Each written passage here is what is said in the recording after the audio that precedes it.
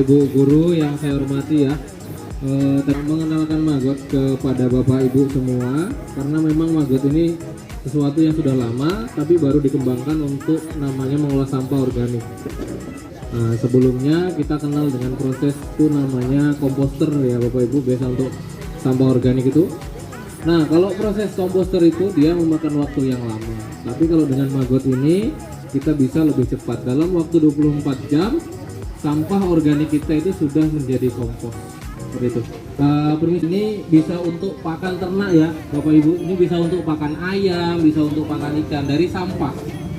Gitu. Jadi sampah bisa jadi uang dengan menggunakan maggot BASF. Nah, maggot BASF ini bisa kita gunakan, dia tuh sifatnya sustainability Bapak Ibu. Jadi dia berkepanjangan. Kenapa berkepanjangan? Karena sampah itu akan selalu ada dan nggak akan ada habisnya. Selama ada manusia pasti ada sampah kan, seperti itu. Terus dia ramah lingkungan Bapak Ibu. Kenapa ramah lingkungan? Karena dia tidak menghasilkan bau. Kalau misalnya kita selama ini berdua bakteri itu dimakan dan dikonversikan menjadi sumber protein. Itu sudah ada penelitiannya Bapak Ibu. Saya nggak omong kosong itu. Ada penelitiannya yang misalnya mau mendalami ya. Terus dia itu tadi ramah lingkungan karena dia tidak bau. Terus yang selanjutnya dia agropangan. Kenapa agropangan? Karena hasil budidaya maggot BASF ini Bapak Ibu untuk pakan ikan, untuk pakan unggas. 4 yaitu ekonomi sirkular Bapak Ibu. Kenapa ekonomi sirkular? Ya kita jadi saya kasih makan terong nih ya. Ini besok Bu sampahnya udah habis. Jadi dalam waktu 24 jam sampahnya udah jadi kompos gitu. Nah, terus dia kenapa saya bilang tadi cepat 24 jam kan Ibu? 1 kilo maggot dapat menghabiskan 10 kilo sampah organik. Ini menurut penelitiannya si Wiener, ya orang luar negeri yang meneliti. Padahal si maggot ini hanya bisa di iklim yang tropis saja. Jadi Indonesia ini sudah bisa pelihara maggot dulu. Terus yang kedua dia menyelesaikan masalah sampah organik dalam waktu 24 jam. Ya, itu yang sama tadi. Hari memiliki asam amino dan lemak yang baik. Jadi dia punya asam amino dan lemak sama protein Bu. Jadi untuk pakan unggas itu bagus banget. Di tempat kami itu ada ayam Bu, itu 2 bulan ayamnya itu sudah sekilo, ayam kampung ya. 2 bulan itu sudah ukuran sekilo dikasih makan maggot ini. Karena memang dia proteinnya bagus, asam aminonya bagus, seperti itu. Dari sampah loh nih Bu, bukan dari yang lain ya. Terus dia tinggi kandungan protein dan rendah kandungan karbohidrat. Ya ini kekurangannya. Jadi maggot ini kekurangan, kita bisa fermentasi sampah sayur. Misalnya kita fermentasi, kita taruh dalam bak begitu, baru kita kasih M4, ya kan Bu? Baru kita tutup. Nanti itu ada maggot yang pasti dalam itu Bu. Nah itu yang sistem mancing. Cuma kita nggak bisa nggak bisa kontrol. Yang kedua itu sistem budidaya. Ya, yang kami lakukan ini adalah sistem budidaya. Jadi dalam satu bak ini ada 2 gram telur maggot Bu, 2 gram bibit maggot, baby maggot lah. Ini babynya Bu ya, yang kecil-kecil gini baby. Nah, ini yang mau pegang tuh ada kostangan Bu di sana. Nah ini umur 7 hari, seperti itu. Nanti kita lakukan di sini, ini kita kasihkan. Tinggal sekolah-sekolah nanti kasih makan Bu ya. Nanti 15 hari sudah besar-besar kayak gini, kita panen. Pupuknya untuk memupuk sekolah, memupuk lingkungan sekolah. Maggotnya untuk pakan ternak. Mau pakan ternak gurunya boleh, mau dijual juga boleh, silakan. Jadi seperti itu. Nah telurnya itu Bu 7 hari dia jadi baby maggot. Nah, filosofinya Bu, kalau namanya baby maggot itu sama kayak anak-anak kita yang masih sekolah PAUD, masih SD, dia perlu nutrisi. Nah, disitulah baby itu kita perlakukan agak spesial. Harus ada dikasih namanya pur ayam, kasih vitamin lah Bu, kayak gitu supaya dia tumbuh dengan sehat. Gitu juga kan anak-anak kita kan harus dikasih vitamin supaya dia sehat. Vitaminnya apa? Pur ayam tadi. Jadi untuk pertama proses penetasan itu pakai sampah dikasih pur ayam seperti itu Bu. Itu umur 7 hari Bu. Selanjutnya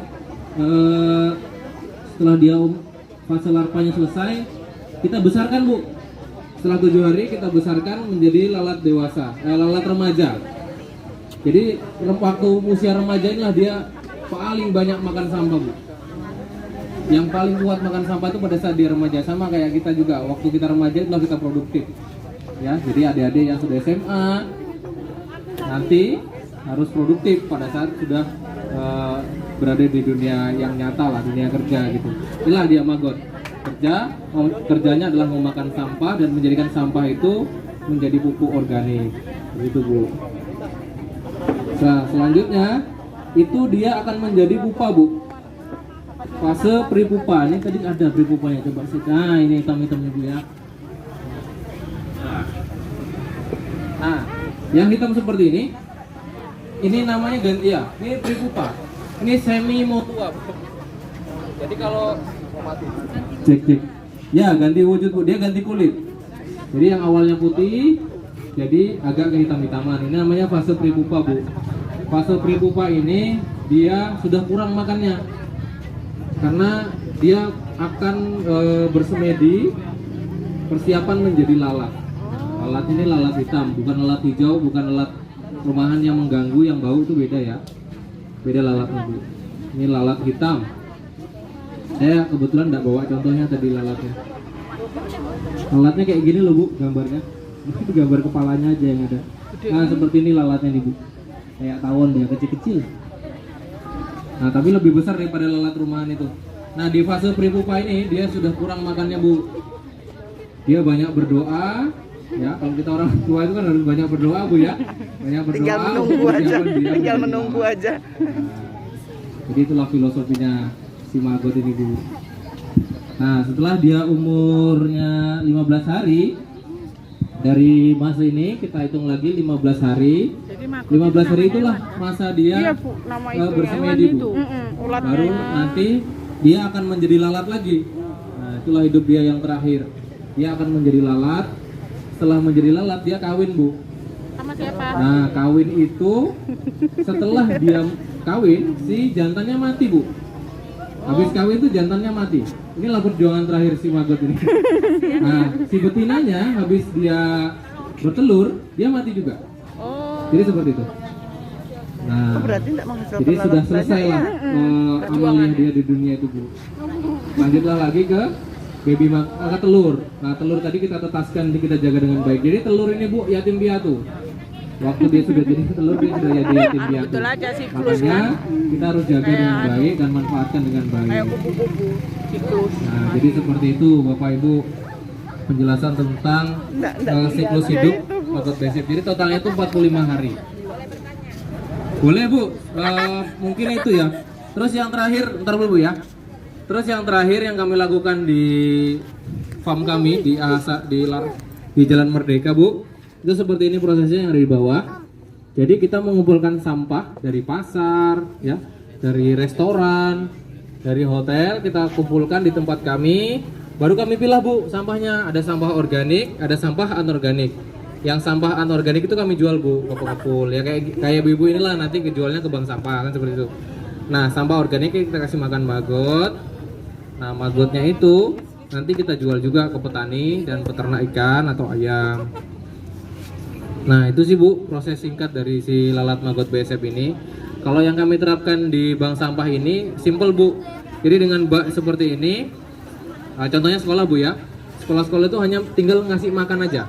Nggak perlu repot-repot untuk mensikluskan ini, karena ini repot, Bu. Jadi cukup ambil bibit dari kami, contohnya misalnya kan, baru dikasih sampah kantinnya, ya, sudah 15 hari, udah tinggal Ibu panen.